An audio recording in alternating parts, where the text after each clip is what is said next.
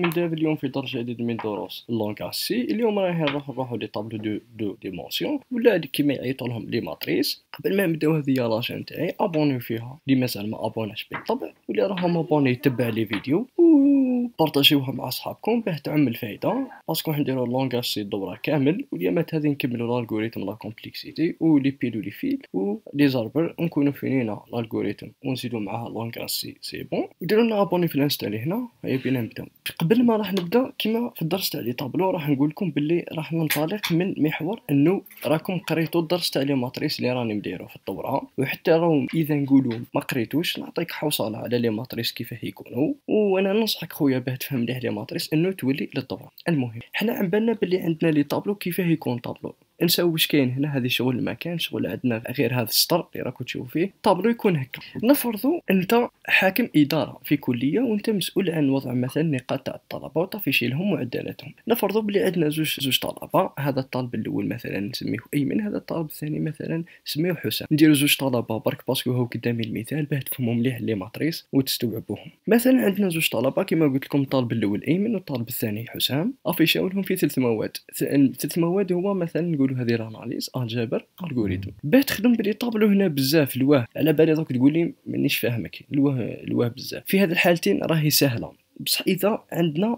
مثلا اكثر من طالب وحنا نبقاو ديما في محور زوج طلبه هذو، كنت تخدم بلي طابلو ما تستخدمش لي ماتريس، راح دير 3 طابلوات. حدير 3 طابلو، واحد طابلو ثاني طابلو ثالث، باه تحط فيه شحال داو مثلا كما قلت لكم في الاناليز وفي الجبر وفي الالغوريثم. هذا غير للطالب الاولى راح تكري له 3 طابلوات، وبعد الطالب الثاني تزيد تكري له 3 طابلوات. ومثلا اذا راك حاب كما يقولوا تحسب لهم المعدل شحال داو في 3 مواد هذا فونديمونتال، لازم تزيد تكري طابلو واحد تحسب لهم المعدل تاع ايمن، وبعد الطابلو الثاني تحسب تاع الطالب الثاني اللي اسمه حسام. هذا انا درنا غير مثال عن طالبين، معناته راح تكثر كما يقولوا لي طابلوات بزاف، راح تخدم بزاف لي طابلو. هذه الطريقه التعب، وبالتالي العمليه طويله. هنا لي ديفلوبر واش داروا؟ خدموا حاجه سموها طابلو دو ديمونسيون، هذا اللي قدامكم واللي هو لي ماتريس. يسهلنا كلش باه تفهموا مليح. نشرح لكم دركا كيفاه ندير لي ماتريس، ومن بعد ننتقلوا كيفاه لا ديكلاراسيون تاع الماتريس تسمى طابلو دو ديمونسيون، وكيفاه التهيئه تاع لينيزاسيون تاع الماتريس في الحاله العاديه كي يكونوا نمدوا له القيم مباشره، ولا الحاله الاخرى كي ندخلوا حنا القيم باستخدام اللونغاج سي. نروحوا للمثال وتفهموا بالمية. عندنا هذا الماتريس، وكما درتها لكم في الدرس تاع لي ماتريس راح يكونوا من هذه عباره عن السطر الاول يدعى نسميه بالاي، والسطر الثاني يدعى بالاي. السطر الاول نسميه اي لي زيرو، والاسطر الباقيه تتبعوا، لانه لي ماتريس ولا لي طابلو بصفه عامه يبداو بالزيرو. بصح بعض الجامعات يبداو من الواحد باه يسهلوا على الطلبه ما تخلط لهمش حكايه الزيرو الى غايه الموانزه. واش قصدي من الزيرو الموانزه؟ مثلا كيما حنا عندنا لهنا عندنا 3 مواد كيما يقولوا 3 خانات 3 كاز، دوك نوليو بالمنطق. خلينا من المثال الاخر، عندنا 3 خانات وزوج اسطر. السطر الاول السطر الثاني 3 خانات 3 خانات 3 خانات. اذا قلنا باللي عندنا 3 خانات وبدينا كيما يبداو لي طابلو لي ماتريس من الزيرو، اسمها نبداو من الصفر الى غايه 2. شغل من الزيرو الى غايه ان ناقص 1. شغل 1 2 3 ناقص 1 هي 2. تسمى تبدا من الزيرو الى غايه ان ناقص 1. لانه كنت تبدا من الزيرو الى غايه 3 شغل راك في كيما يقولوا راك مدير 4 خانات ماشي 3 خانات. ونفس الحكايه بالنسبه للاسطر، كي تبدا من الزيرو حدير 2 اسطر، تبدا من الزيرو راك مدير 2 اسطر. واذا تبعت الجامعات الاخرين راك تبدا تكتب 1 2. سما اذا خايف تغلط اكتب 1 2. الاي عرف السطر الاول 1، والخانه الثانيه عرفها جي عرفها ب1. اذا خايف تغلط في حكايه الزيرو الى موانزه. هذه بصفه عامه. هذو لي لين، هذا السطر الاول وهذا السطر الثاني، هذو يعبروا عنهم بلي لين اللي يجيو منا، وهذو اللي يجيو منا يعبروا عنهم بلي كولون. الكولون الاولى، الكولون الثانيه، الكولون الثالثه. واللي داخل هما السيريال الخلايا، هذو القيم اللي نعمروهم داخل لي كولون. كيما لهنا عرفنا في السطر الاول الخانه الاولى القيمه 3، وبعد عرفنا 4 في السطر الاول، ديما رانا في السطر الاول الخانه الثانيه، وبعد عرفنا في السطر الاول الخانه الثالثه القيمه ناقص 2، وبعد ننتقلوا عرفنا في السطر الاول الخانه الاولى 6، وبعد عرفنا في السطر الثاني معذره باسكو راني نحبي بمنطق الواحد واثنين. تسمى نعرفوا السطر الاول والخانه الاولى بالقيمه 1. المهم دوك فهمتوا لي بصفه عامه كيفاه دايره لي ماتريس. واذا مازال ما فهمتش مليح لي ماتريس ولي درس تاع لي ماتريس تفهموا بالمية. نروحوا دركا كومون ديكلاري ان ماتريس. كيفاه نديكلاريو ان ماتريس؟ عندنا في الالغوريثم ديما نوليو الالغوريثم نكتبو طابلو ونمدو قدامو اسم طابلو كما بغيناه. هنا واش قصدو بالطابلو راهي ماتريس فما تغلطوش، او طابلو دو ديمونسيون. شغل هنا ماتريس وتسميها الماتريس كيما بغيت، مثلا تسميها ام واحد ام اثنين واحد ما يسالك. وهنا تمدلو كيما يقولوا كيما حنا عندنا في المثال السابق قلنا بلي عندنا زوج طلبه وثلاث مواد راح يفيشونو فيهم. لهنا عندنا زوج خانات، لهنا هذه اللي تشوفوا فيها مكتوبه ليلين هي تعبر عن هذو الاسطر، تسمى تقول له شحال عندنا في الماتريس من سطر، ومن بعد تقول له شحال عندنا من كولون. كما حنا قلنا في المثال السابق عندنا ثلاث مواد وهذو عندنا شحال من كولون. هذه في الالغوريثم، وسابقا لي اني شرحتها واللي درست على الالغوريثم كيما راني نبقى نعاود. ننتقلوا كيفاه ديكلاري في السي، واللي يهمنا باسكو رانا في دوره لونغاج سي. تكتب اسم الماتريس تاعك كيما حاب تسميها، حاب تسميها ام واحد، حاب تسميها الماتريس حاب تسميها باسمك ايمن، وتمد لهنا تحل لي كروشي وتمد شحال من لين وشحال من كولون. اكزامبل كيما هنا راكم تشوفوا قال لك مثلا راح نديكلاريو طابلو اونتي، يسمى يهز القيم اللي داخل هذو يكونوا اونتي، راح يكون يحتوي على 10 اسطر و10 كولون. ما تشوفوش هنا مكتوب اونتي في الالغوريثم باسكو في الالغوريثم معناته يديكلارا هكا، في الالغوريثم ما ديكلاراش هكا، في الالغوريثم نكتبو هكا ونديرو دو بوين ونعرفو قدامو اونتي هكا نديكلاريو. وبعد اذا عندنا ريال نكتبو ريال. هذه الالغوريثم ما بقاش نعاودها لانه درس. ننتقلوا كيفاه ديكلارا في سي. اذا حنديكلاريو ان ماتريس دو تيب اونتي نكتبو اي انت ونسميو الماتريس كيما تشوفوا، نسميو الماتريس كيما بغينا نسميها، ونمدو لو نومبر دو لين اي لو نومبر دو كولون. اذا كان الطابلو راه يهز قيم فلوت ما حنديكلاريوه فلوت نكتبو فلوت وبعدا اسم الماتريس كيما بدينا، وبعدا نمدو له شحال راح تحتوي من سطر وشحال راح تحتوي من كولون. ونفس الحكايه بالنسبه للشار واللونغ والدبل. هذه حكايه ميموار، هذه شحال تهز لا ميموار هذه ما نحكيش عليها لانه هذه كاينه في درس تاع دوره الالغوريثم تفهم حكايه الميموار شحال راهي تدي، حكايه لادريس. ننتقلوا كيفاه نهيئوها دوك، كيفاه نعمروها بصفه عامه، يسمى نمدوا القيم ديريكت مباشره بلا ما ندخلهم حنا باللونغاج سي. مثلا اذا حاب نكري طابلو كيما راكم تشوفوا هنا يحتوي على ثلاث اسطر، راهو عندنا 3 3 لين 10 خانات، كل خانه نعمروها بقيمه. نروحوا نكريو ديريكت نكتبوا اي انت اسم الماتريس عدد الاسطر عدد الخانات نديرو يساوي ونحلو الحاضنات. حلو حاضنه كبيره لانه كبيره راح تشمل كل الاسطر، ومن بعد نحلو الحاضنه تاع السطر الاول نمدو داخلها القيمه. عندنا مثلا في السطر الاول الخانه الاولى حط 0، وبعدها في السطر الاول الخانه الثانيه حط 10، وبعدها في السطر الاول الخانه الثالثه حط 20، وهي ماشيه الى غايه نهايه السطر الاول. وبعدها ننتقلوا للسطر الثاني. السطر الثاني الخانه الاولى دير 10، وبعدها السطر الثاني الخانه الثانيه دير 11، وهي ماشيه الى غايه ان نوصلوا اخر سطر واخر خانه. هذه بصفه عامه كيفاه كيما يقولوا نعرفوا القيم حنا بلا ما ندخلوهم في اللونغاج سي، يسمى ديريكت نمدلو هكا ويافيشيهم لنا ديريكت.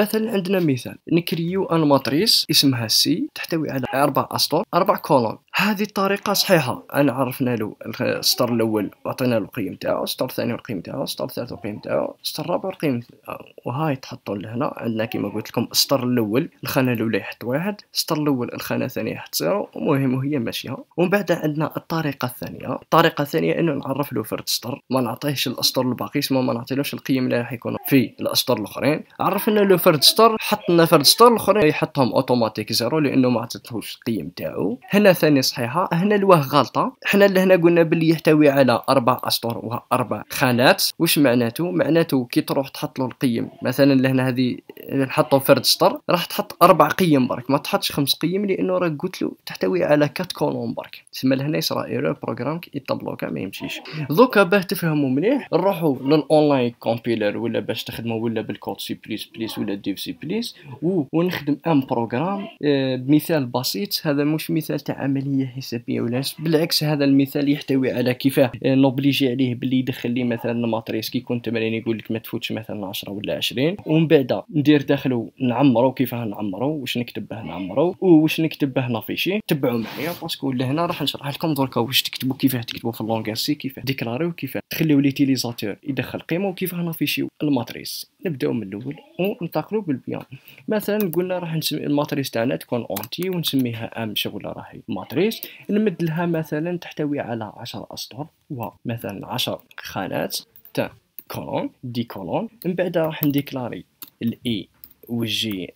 الاي هي مسؤوله عن تعبر كما قلت لكم لهنا تعبر عن الليلين، والجي هي راح تعبر عن الكولون. وعندنا الراو دوك تفهموا واش هي الراو والكولون. هذه شغل راح نوبليجي عليه. يقول لكم تمرين مثلا دير لي ماتريس لا تتخطى كما يقولوا 10 اسطر و10 خانات، تسمى يقول لك دير كيما تحب، المهم ما تفوتش 10 اسطر و10 خانات. تسمى قادر دير له نتايا مثلا ماتريس 5 5 يقبلها، المهم ما تفوتلوش 10 خانات و10 اسطر. من بعد واش نروحو برانت اف. اول حاجه راح ندير راح نوبليجي عليه باللي يدير لي طابلو ما يفوتش 10 اسطر و10 خانات. نكتبو برانت اف، نحلو قوس، من بعد نكتبو اونتري مثلا اونتري لو نومبر، مثلا نديرو نومبر دو لين، معذرة راني غلط، لين هاو كيما قلت له لهنا مثلا لو ماكسيموم سي 10 لين فاصلة من القطع. هنا راني نوبليجي عليه ذراع كريي لي ماتريس تحتوي على ماكسيموم 10 سطور. من بعد سكان اف باه يخليني ندير لو بورسونتاج دي باسكو لهنا لو تيب اونتي، من بعد نديرو فاصلة، من بعد ادريس راو هي تعبر عن لي لين اي بلونغلي. من بعد دوك نوبليجي عليه باللي يدير لي خانات لا تتعدى 10 خانات، تسمى الماتريس تاعك ما تتعداش 10 خانات. برانت اف نزربو في الحكايه ونديرو لها كوبي ونديرو هنايا كولي، ولهنا نقولو مثلا كولون ديريكت باه ما نطولوش في الحكايه ماكسيموم 10. هنا نعيط الكولون. من بعد لهنا هذه قادر ديروها قادر ما ديروهاش. حاب ندير ميساج شغل نوضح ليتيليزاتور مثلا كريا ليتيليزاتور طابلو دو ديمونسيون. هذيك هي ماتريس تحتوي على 5 خانات و زوج لين، معناتها زوج اسطر و5 خانات. بغيت نوضح ليتيليزاتور باه ما تخلطلوش، نقولوا بلي راك كرييت طابلو يحتوي على كما يقولوا 5 خانات وزوج اسطر، وبالتالي راح نضرب الراو في الكولون. تسمى القيمه اللي تدخلها لي تاع لي لين نضربها في القيمه تاع لي كولون. نجيب له مثلا اونطري دركا، دوك نقول له اونطري، دخلنا القيم تاع لي زيليمون دو ماتريس خير باه تبان. دخلنا القيم تاع الماتريس، نبداو فور لهنا دوكا نبداو فور، والفور هذه دوكا راح نديرو نبداو نعمرو كما يقولوا الماتريس تاعنا. نخدمو بلا بوكل فور اي الاي. قلنا احنا الطابلو تاعنا اذا راح تبداو من الزيرو، تعرفوا كما يقولوا لانين الاولى بالزيرو تبدا الاي يساوي من زيرو. اذا تبدا من الواحد تكتب له هنا واحد، اذا تبدا من الزيرو تكتب اي لي زيرو، من بعد دير فاصله من قطع، من بعد دير له اي اقل تماما من الراو.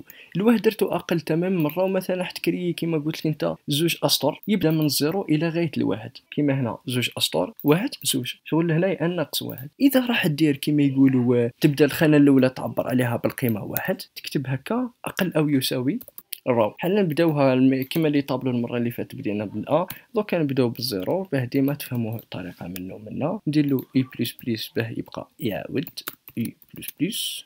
من بعد نحلو الحاضنتين، نزيدو فور دركا هذه تاع لي لين باه تعمر لي لين، دوكا باه نعمرو لي كولون باه يخلينا نكريو ثاني لي كولون. جي يساوي قلت لكم ثاني لهنا اذا نبداو من زيرو نعتبروا الكولون هي الزيرو الاولى، معناته جي راح تكون اقل تماما من الكولون، واذا تبداو من الواحد راح تكون اقل او تساويها، راح تساويها.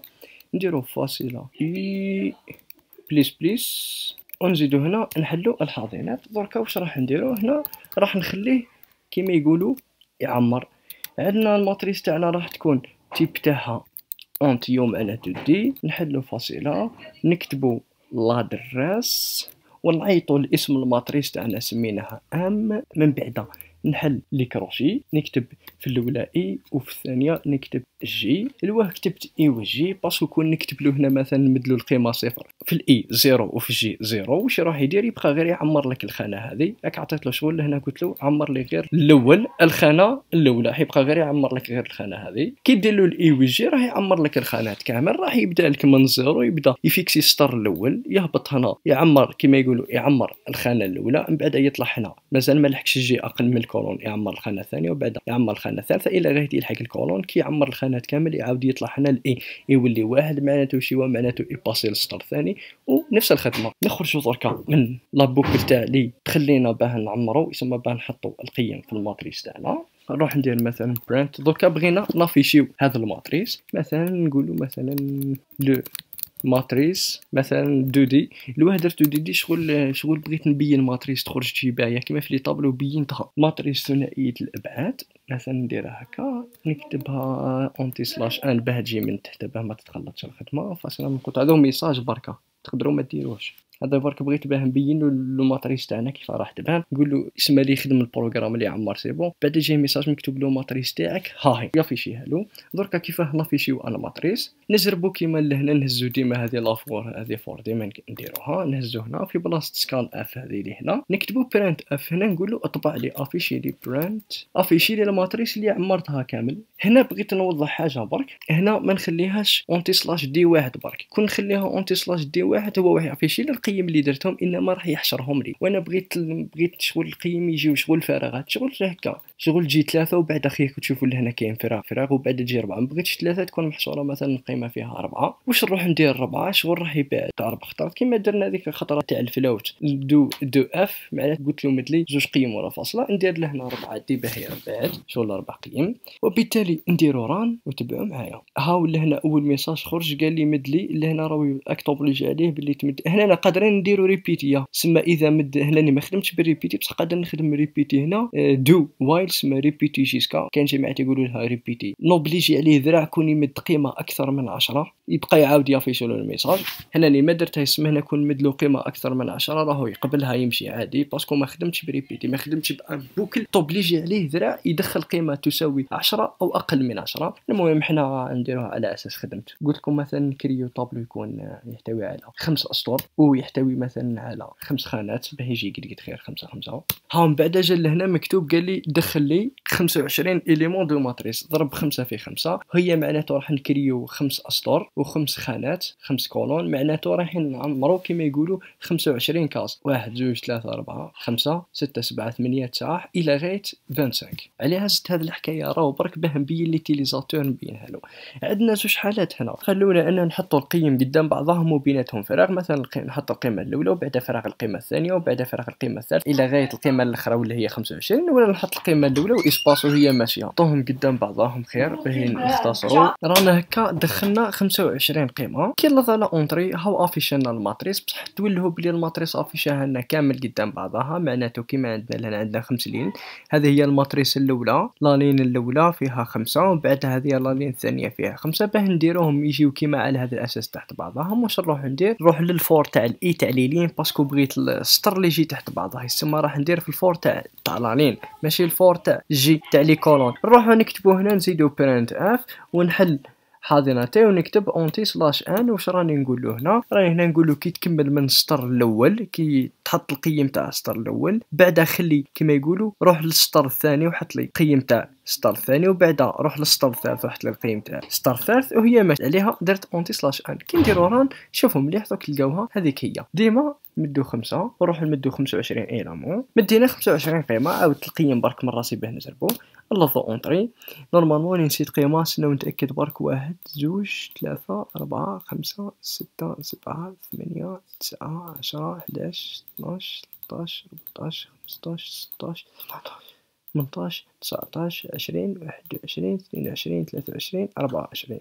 نسيت قيمه نزيدوها مثلا 6 ونلظ اونطري. ها هو افيشينا الماتريس هاي جات تحت بعضها. قلت له كي تكمل طافيشينا سما تعمر القيم كامل وطافيشيهم دير اونتي سلاش ان روح للسطر الثاني وحط لي القيم تاع السطر الثاني هكا باه تجي شغل ما تبان كيما هذا المثال. نتلاقاو في درس واحد اخر ان شاء الله من لونغاسي. تشاو.